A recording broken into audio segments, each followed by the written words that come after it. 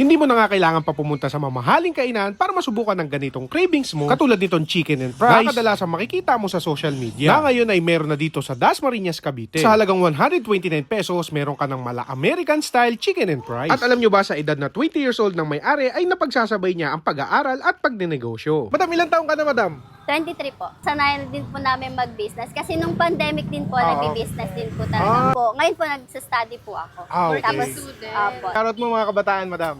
tularan niyo ako. Mga tropa, may natagpuan akong food trip ngayon dahil naghahanap kami ng food trip dito sa Dasma. Napadaan kami ng Dexterville, Dasmariñas. Ayan. May napansin ako ditong chick fry. Maganda yung nila, style ng pagkain nila rito. Marami silang dressings ng chicken dito. Ayan, tetestingin natin. Hello, madam. Anong pangalan niyo, madam?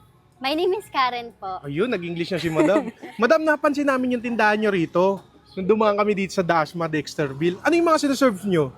Ang business po namin is chick fry po. Meron po kaming chicken fries, chicken tenders, may chicken and rice din po. Tapos meron din po kaming dinakdakan, which is kahit hindi naman po siya chicken. Meron din pong pork siomai, mac and cheese, and tofu po. Grabe, mura lang yung yung sinaserve nyo. Yes po, mura lang po siya. Affordable lang din po, then masarap din po. Binabalik-balikan. Anong oras kayo nagbubukas dito, madam? 4 p.m. po, to 4 p.m. 9 p.m. to 9 p.m. hanggang sa maubos na Pero po. minsan po din na po kami naabot ng 9 p.m. Oh, grabe. Minsan 3 hours, 4 hours lang po kami